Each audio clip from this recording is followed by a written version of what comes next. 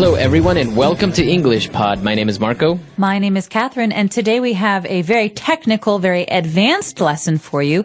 This is all about one of my favorite subjects. That's right. We're going to talk about music, but specifically, we're going to talk about the piano and learning how to play the piano. So we're going to talk about very specific vocab related to this instrument. Right. So piano and playing music, not listening to music. Right. So we're going to hear a lot of interesting words and phrases here. Some of them actually come from foreign languages like Italian. So listen up. We'll be back in a moment. And when we come back, we'll be talking about what these words and phrases mean.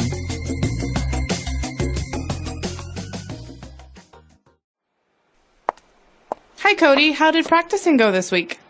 Well, I had several tests and an oral presentation this week, so I didn't get a chance to memorize the second page, but I think I mastered the tricky section. Great. Warm up with some scales and arpeggios first. Good. This week, work on keeping the rhythm steady when you play the last part with the 16th notes. Now, let's take a look at this tricky section. Charlene, before I start, I was wondering if it was okay if I put a small crescendo in here and then a decrescendo back to pianissimo again over here. It might work. I'll have to hear it. Show me what you've done.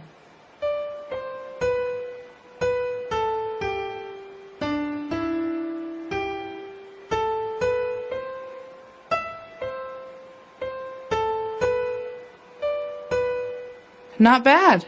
It was horrible. I played it much better at home. Oh, it's just nerves. Just play the right hand for now. 1, 2, 3, 4, 5, 6, ta, ti, triple E, T. Good. Don't forget the accidentals. The key signature says that note should be a G sharp, but now it's a G natural. Now add the bass clef. Oh, you're going too fast. Remember the tempo for this piece is andante. Is that better? Yes, much better. Watch where you lift your foot off the pedal. What was that? Sorry, the stretch for that octave is always hard to make. That's okay. Keep going. You're moving ahead by leaps and bounds. Watch your dynamics. Keep your elbows lifted. Remember to stroke the keys. Don't pound. That's better.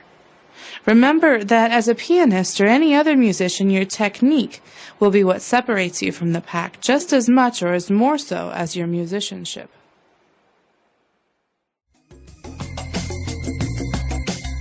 All right, we're back. So you probably noticed that there are a lot of ways to describe certain aspects of playing the piano. They talked about scales and all that stuff. So why don't we take a deeper look at this vocab in Language Takeaway Part 1.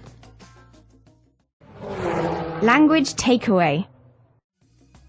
Okay, so the first part of the lesson is the warm-up. That's when we, start to get our fingers moving and really stretch out.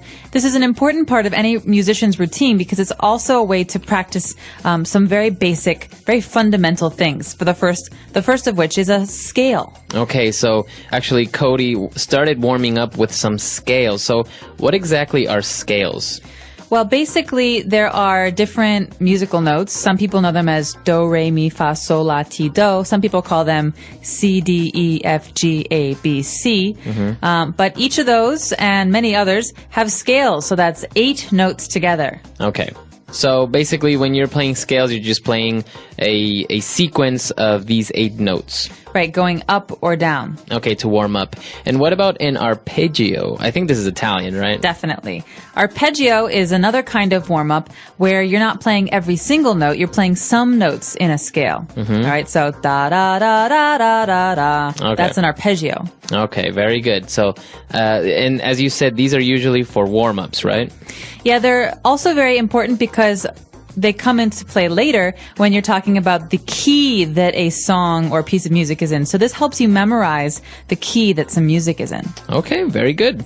So I think related to this is the rhythm of the piece that you're playing. That's right. So rhythm is really important. Some people can even say, he's got rhythm or they have rhythm.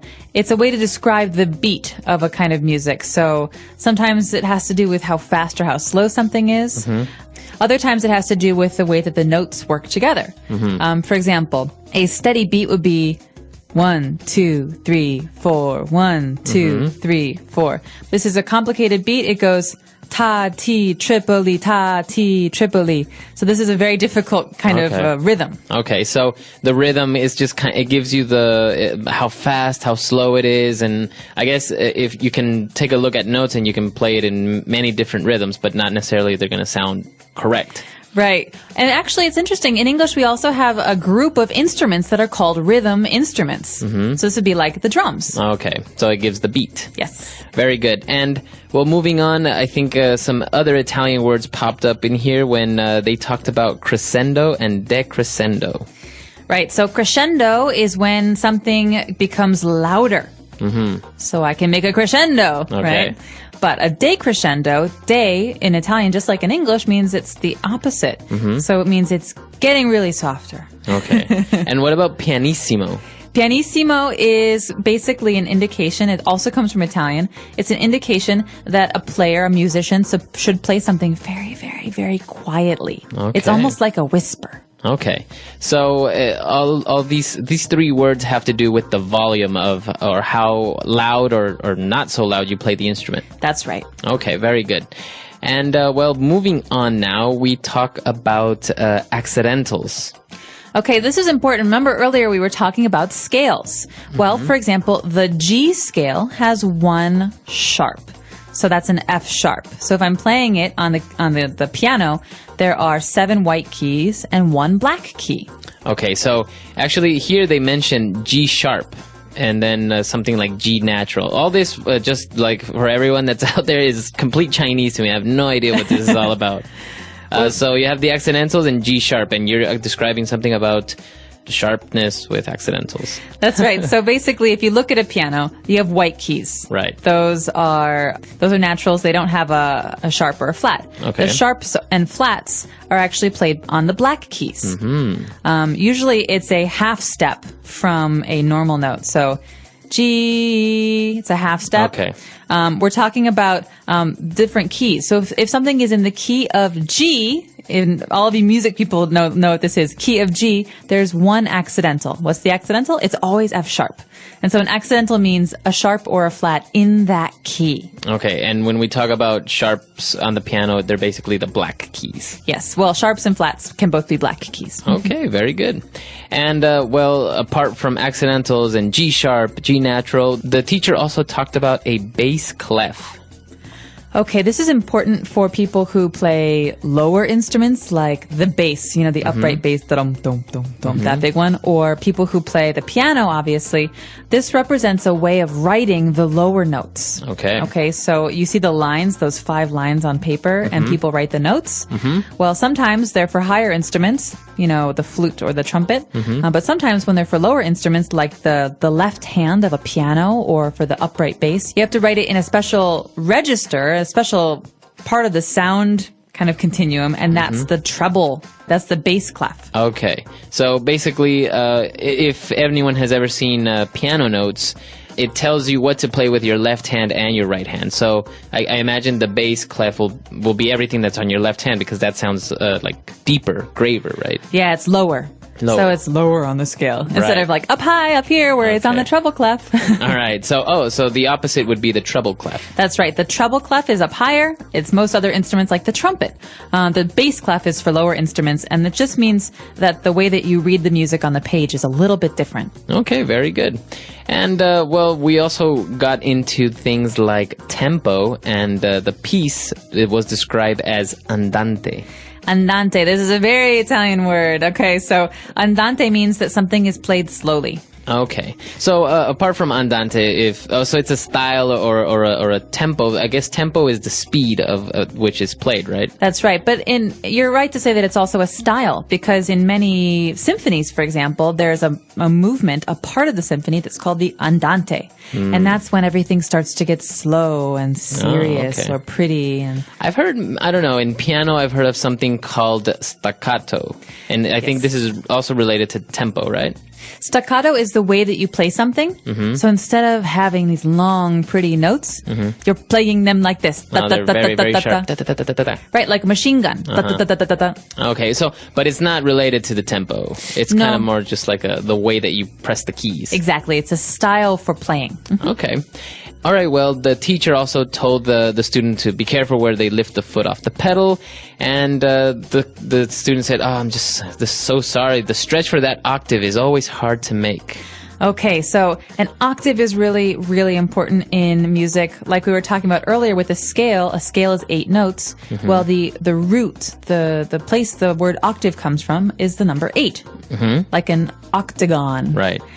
So octave means 8 notes together, or like low C, high C, that's an octave. Okay. So think about the piano. When you're putting your fingers on the keys, covering 8 keys means you have to stretch your thumb and your pinky out really, really far. And so he's saying, sorry, it's hard for me to do this because the octave, that stretch is really hard for my hand. Right. Okay. So this is different from an eighth, right?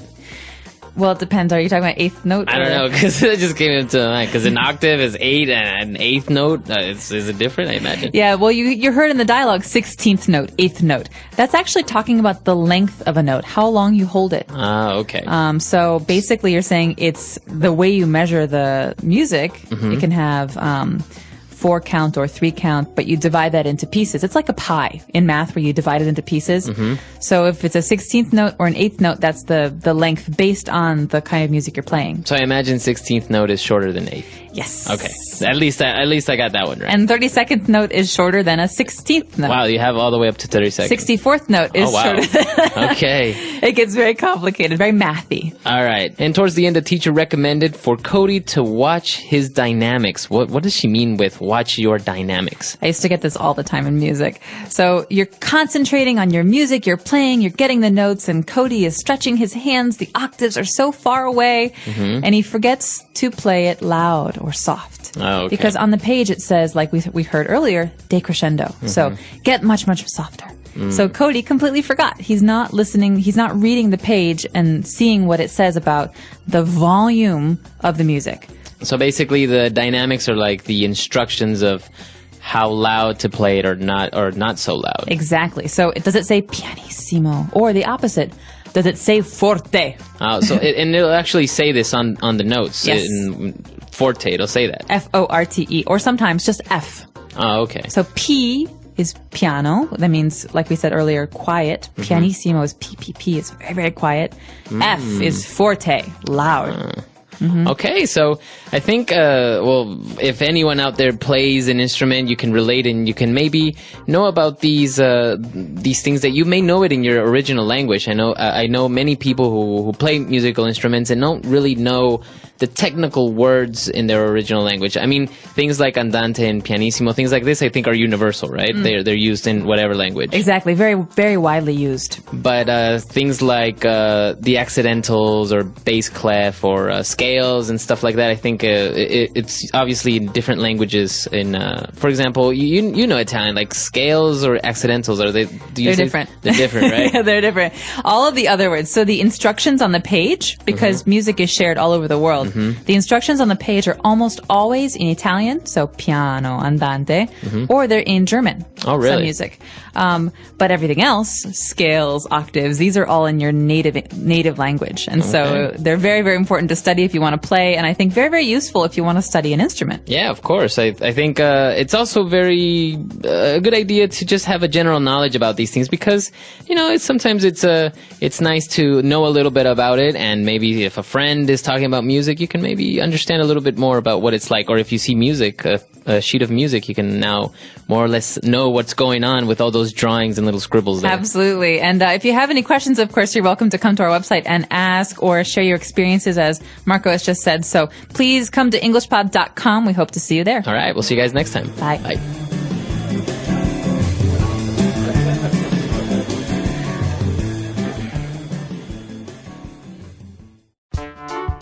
The English Pod Audio Review. Listen to the meaning, then say the vocabulary word. Requiring skill or caution. Tricky. A series of musical notes.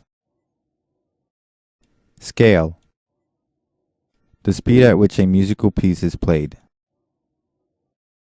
Tempo.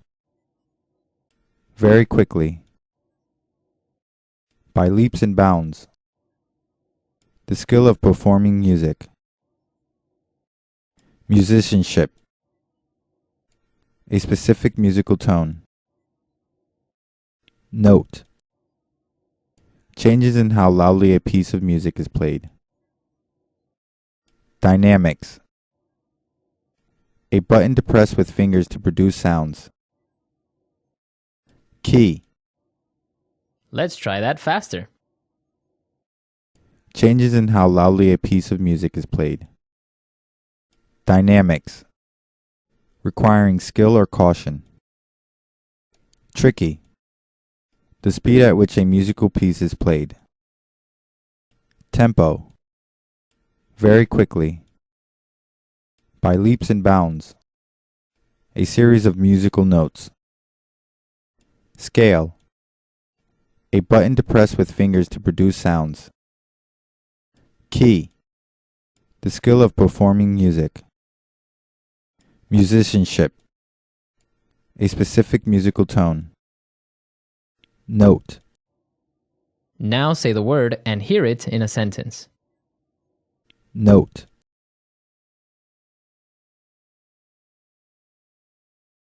The crowd cheered wildly when she hit the high note at the end of the song. Note.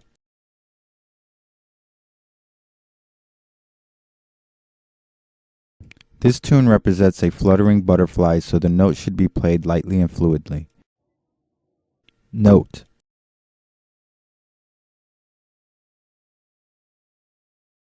The two 16th note were followed by a quarter note and an eighth note.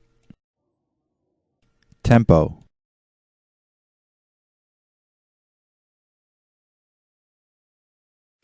As soon as the band picked up the tempo, several groups of people began dancing on the dance floor.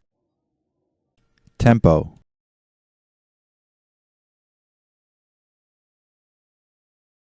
This week, I want you to practice this section at a slow tempo, hands separately. Tempo.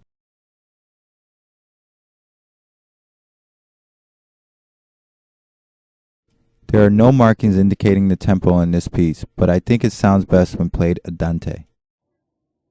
By leaps and bounds.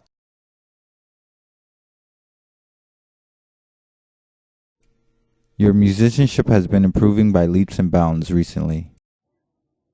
By leaps and bounds. The value of his investments kept increasing by leaps and bounds. By leaps and bounds.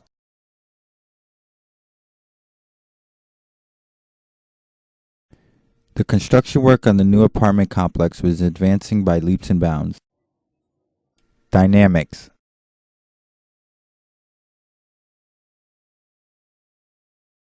The dynamics in this piece are few, but there are many changes in time signature.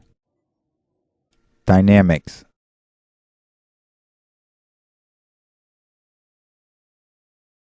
Watch out for the dynamics and remember to get softer here and louder in this section. Dynamics.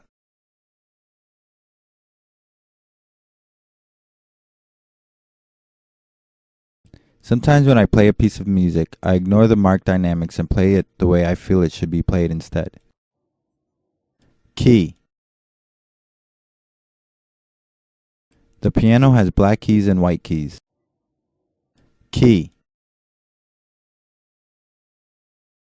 He stroked the keys beautifully as he played.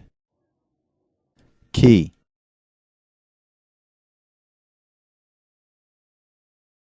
The child giggled at the sound that was made when he pressed down on the piano keys.